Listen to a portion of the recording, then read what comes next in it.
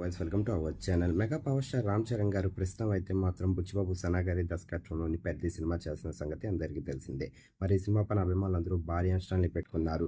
ఈ సినిమాని April 30న world wide గా గ్రాండ్ గా రిలీజ్ చేస్తున్నాము అంటూ అఫీషియల్ గా అప్డేట్ ని రిలీజ్ చేశారు.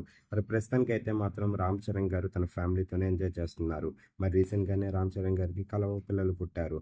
మరి ఒక బాబు ఒక పాప. మరి మెగాస్టార్ చిరంజీవి గారు అయితే మాత్రం నిన్న ట్విట్టర్ అకౌంట్ లోని మరి ఒక ఫ్యామిలీ సెలబ్రేషన్స్ చేసుకుంటూ మరి బాబు పాపకి సంబంధించి పేరునైతే మాత్రం బయట పెట్టారు. బాబు పేరు శివరాం కొన్నిడల, పాప పేరు అన్వీరా దేవి కొన్నిడల. మరి ప్రస్తుతం అయితే మాత్రం పాప బాబుకి పేరు పెట్టేశారు.